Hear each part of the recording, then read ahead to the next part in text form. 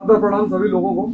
जैसा कि मनीष सर ने कहा कि आप हमें जिम्मेदारी दे रहे हैं पट दिन, तो सबसे पहले मैं आप लोगों से कह दूं कि आपने हमें टीवी वीडियो में बहुत देखा और सेलिब्रिटी के रूप में देखा। अब मैं आपका जनप्रतिनिधि हूं, कोई सेलिब्रिटी नहीं हूं।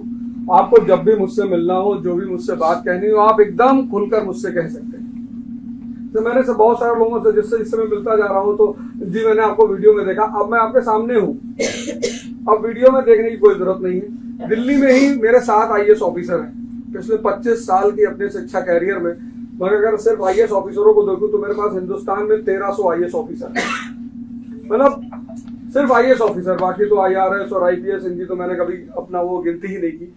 और शिक्षा एक ऐसी चीज है जो किसी भी समाज, आप जब भी किसी समाज का इतिहास पढ़ेंगे तो आप आज ही देखिए, दुनिया में जितने देश परेशान हैं उनकी शिक्षा व्यवस्था ही परेशान है। आप कोई ऐसा मुल्क नहीं पाएंगे जहां शिक्षा व्यवस्था अच्छी हो और मुल्क परेशान, तो संभावना ही नहीं है, क्योंकि शिक्षा का संबंध आदमी के मन से है। जानवर जो है वो ट्रेन किया जा सकता है, उसको शिक्षा नहीं दी जा सकती।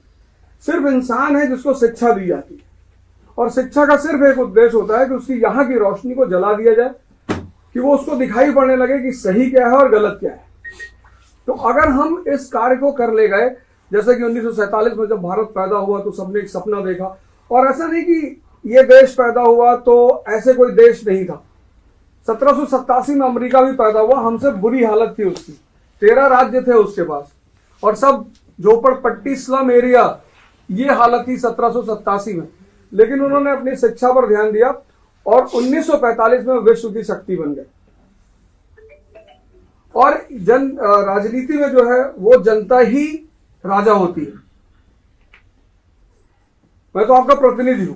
हमारा जो संविधान है उसमें यही लिखा, जो प्रस्तावना है, जो पहला पेज है, उसमें यही लिखा हुआ है, we the people of India solemnly resolve, हम भारत के लोग। तो ये जो आप बैठे हैं, इस देश के असली राजा आप हैं, सत्ता आपको दी गई है, और आपको इस सत्ता के साथ ये अधिकार दिया गया है कि आप